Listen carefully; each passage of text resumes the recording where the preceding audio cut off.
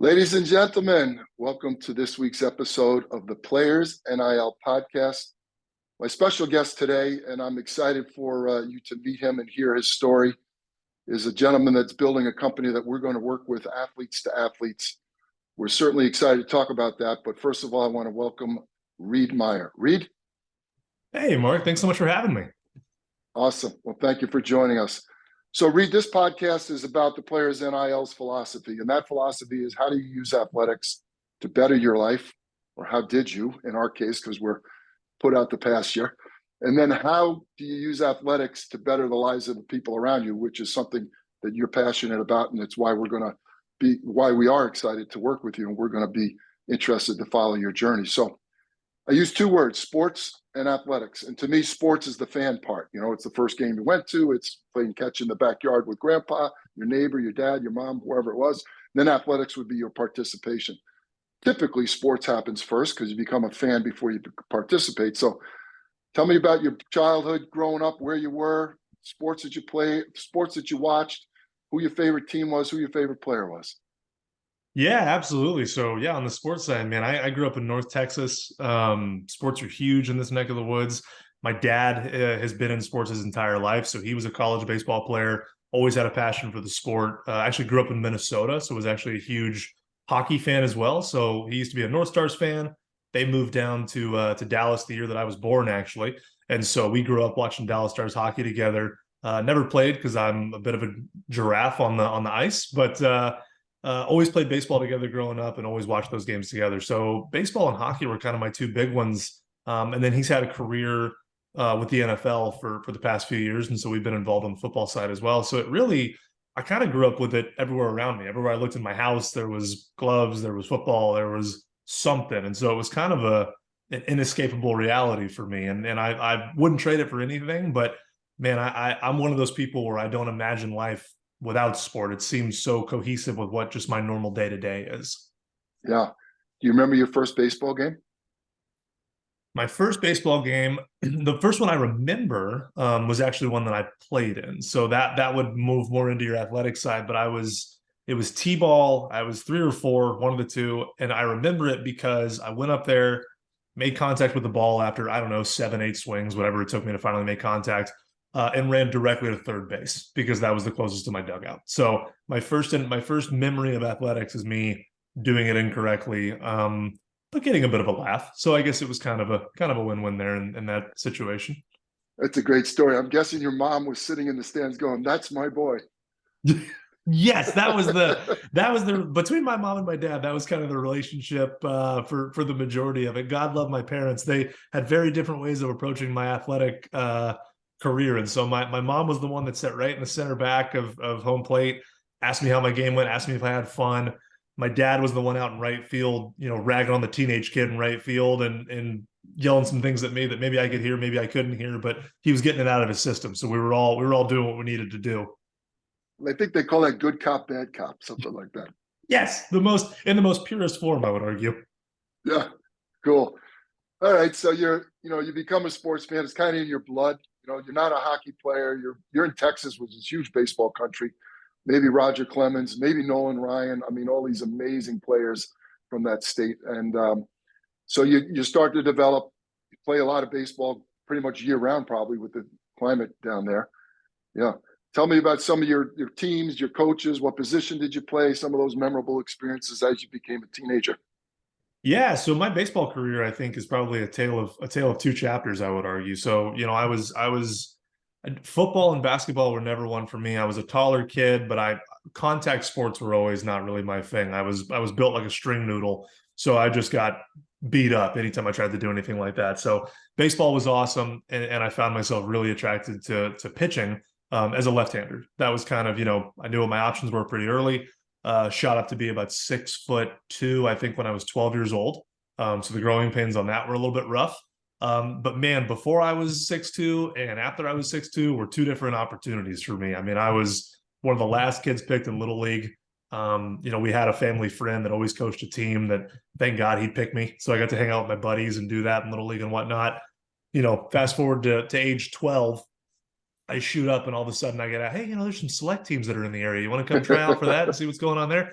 And sure enough, I started the kind of the select gambit from that standpoint. So it was always, I always looked older than I was. Was very fortunate to my dad pitched in college, so kind of had, he's dad, so I didn't really listen to him all that much, but I had a resource at the house all the time that I could throw with and get feedback from and whatnot.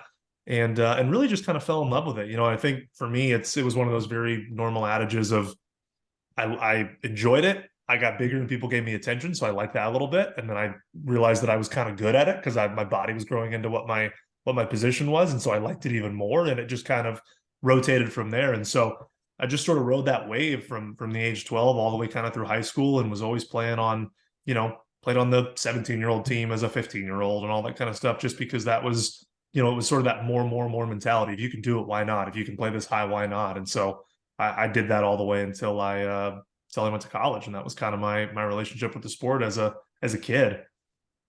Yeah, I mean, I have a book that's in development. It's called 12-Year-Olds Win for All the Wrong Reasons.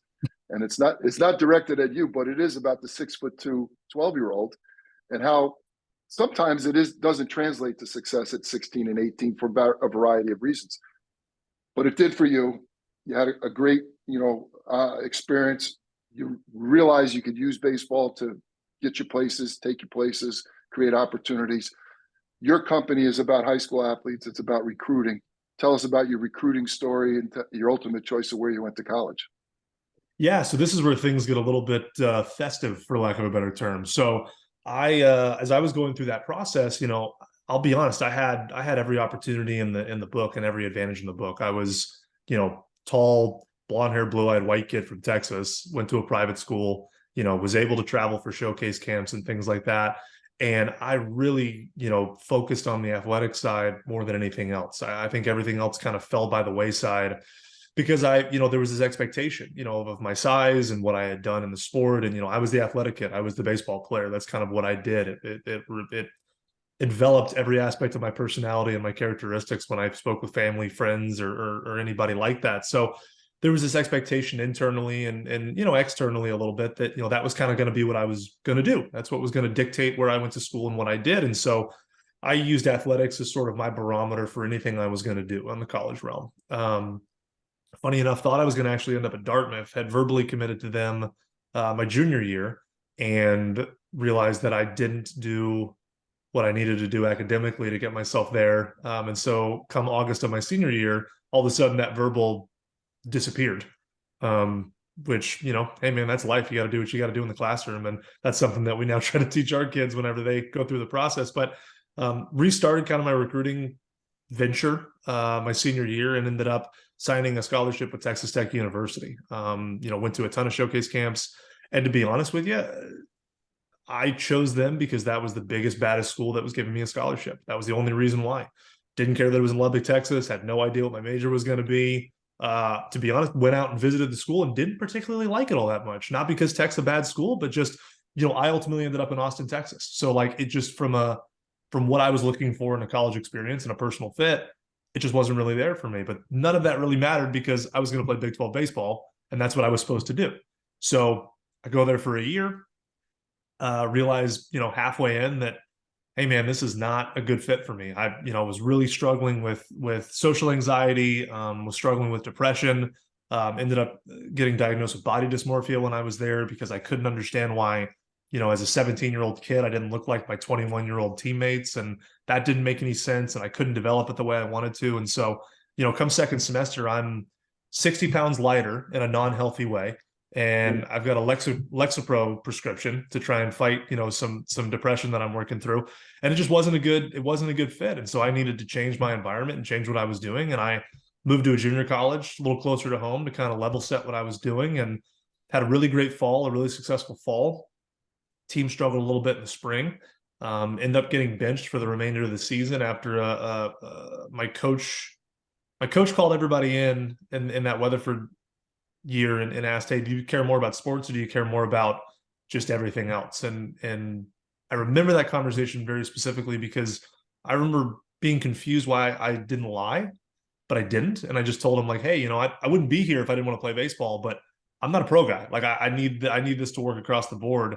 And went from being a conference starter to sitting the bench for the rest of the season. And so for me, that was kind of my click moment of like, man, my relationship with the sport is gone. I've burnt out, unfortunately. And so I ended up actually passing up all the offers that I had after Weatherford and just moving directly to a full-time student at UT Austin and ended up getting my undergrad and my master's there. And we could have a whole other podcast on identity re-identification and what that feels like and what that is and whatnot. But that was kind of my strange, bumbling road through my college career with and without baseball.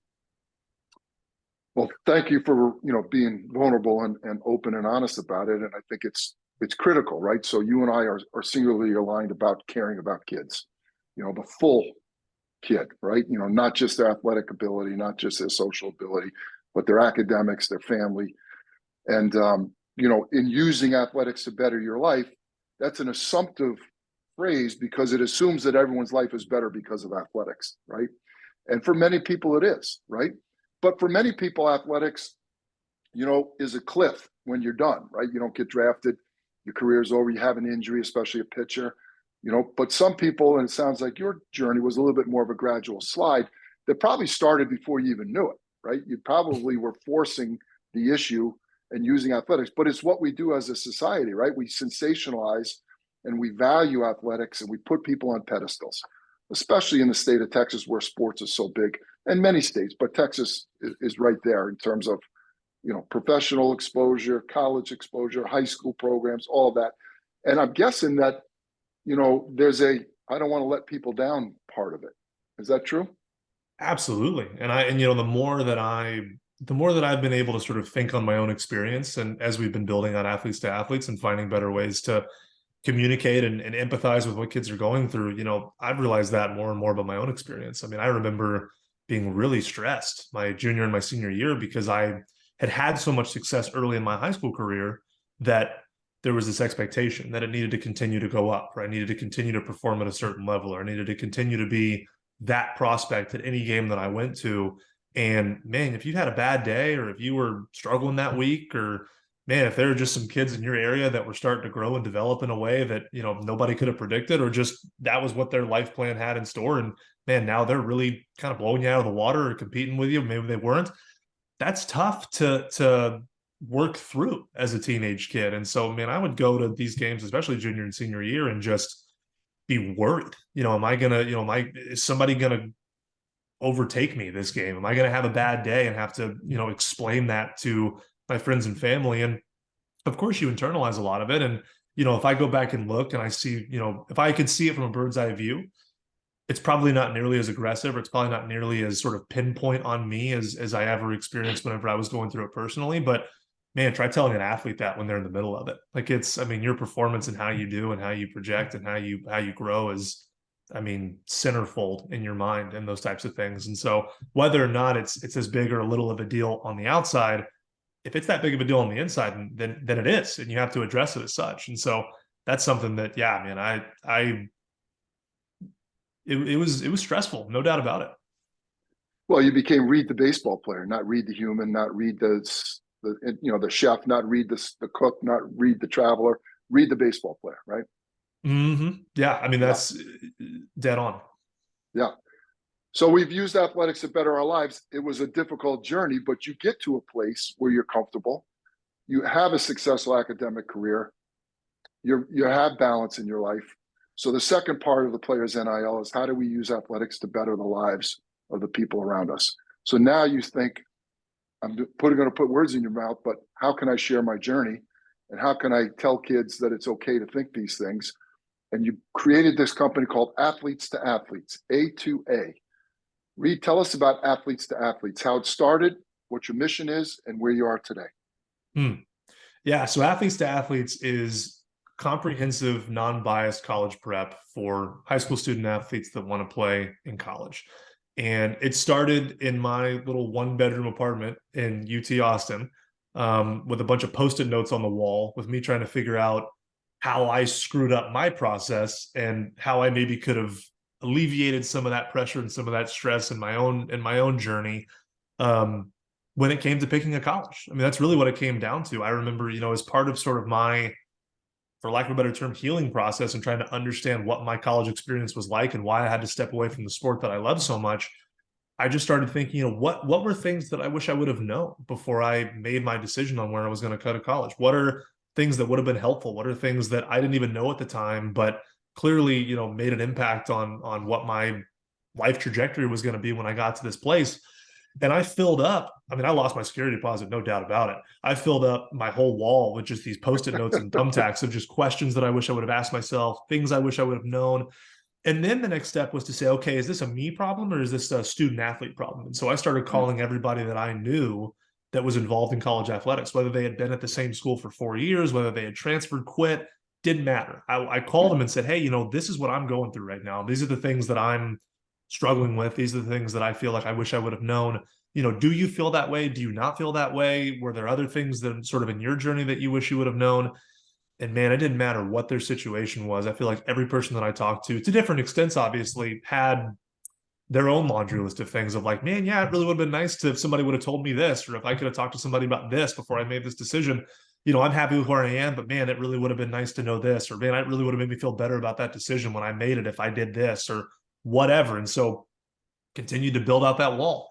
And by the end of it, I had about 130 pages worth of stuff that I had, questioned and answered through this process, and started talking with different, college counseling professionals, coach professionals, players that had played, kind of wanted to get it from every different angle. And that's what sort of spurred my inspiration to go and get my own education on the college counseling side. So sort of started the A2A program working with kids one-on-one, and then also was doing my own education on the side, on the college counseling side, to round out my sort of expertise and knowledge base on what it means to make that decision on both sides of the coin, academically and athletically.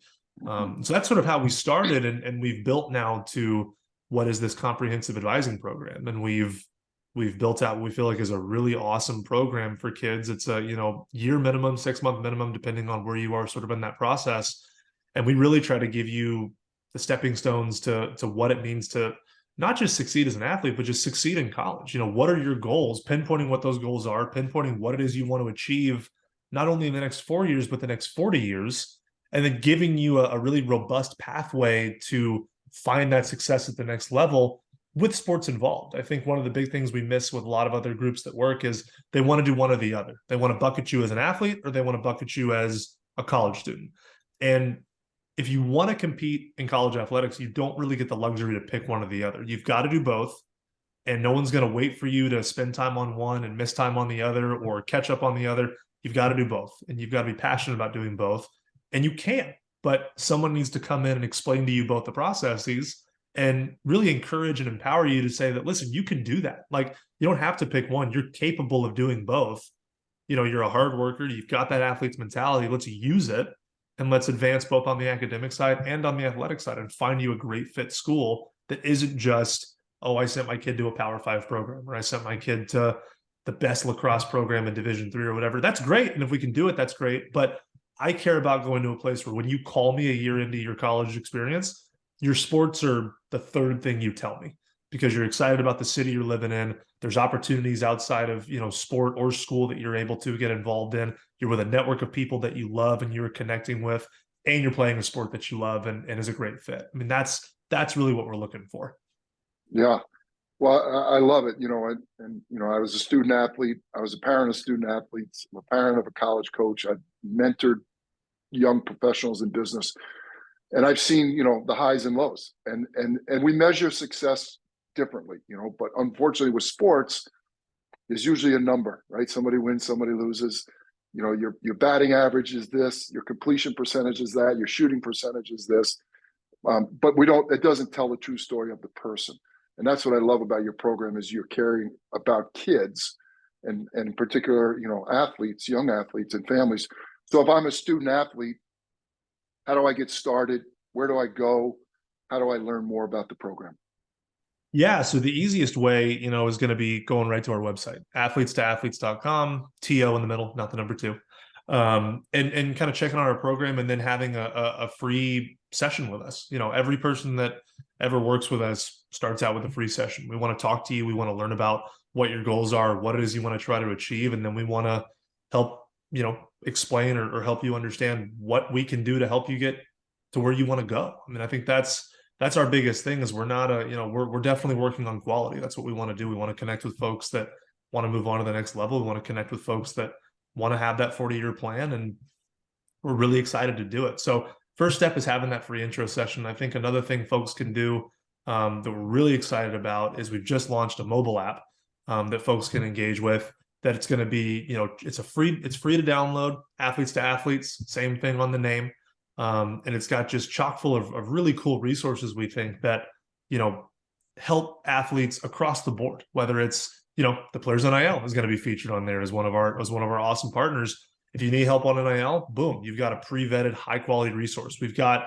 folks that help with Zoom interviews, and whether that's a coach or an interview for a job or college admissions or whatever it is, they're there to help you with that. We've got tutoring assistance on there. We've got financial aid and college funding on there. Anything you can need from a resource perspective, we want to try to connect you with an expert in that space to give you the quality that you deserve when it comes to learning more about that. And then we're on there as well. Our program is on there. You can learn more about what we do. You can get a really good understanding of what our philosophy is and how we work. And there's a way for us to connect on our free session on there as well. So those are probably the two most popular ways that folks connect with us. And let's have a conversation, see what we can do to help you. Yeah, there's a reason that we're working together. We say almost the same words as you, but that NIL is not a 4-year thing, it's a 40-year thing. And part of our philosophy is that NIL is a great opportunity. And look, we sensationalize again the Power 5 athletes, the revenue generating sports. Baseball is one of them in terms of exposure. But there's a lot of kids that aren't going to go to Texas Tech or UT or to the big baseball powerhouse schools. But this is a great way, NIL, to build self-value and self-worth away from your sport. And that's why we think that this actually contributes to positive mental health, because you won't be Reed Meyer, the baseball player. You might be Reed Meyer, the baseball player who donates his time to a charity that people care about, or a youth organization, or has built a business to help others. That's who Reed Meyer, the baseball player, is / entrepreneur, business owner, mentor, all of those positive things. So my congratulations to you.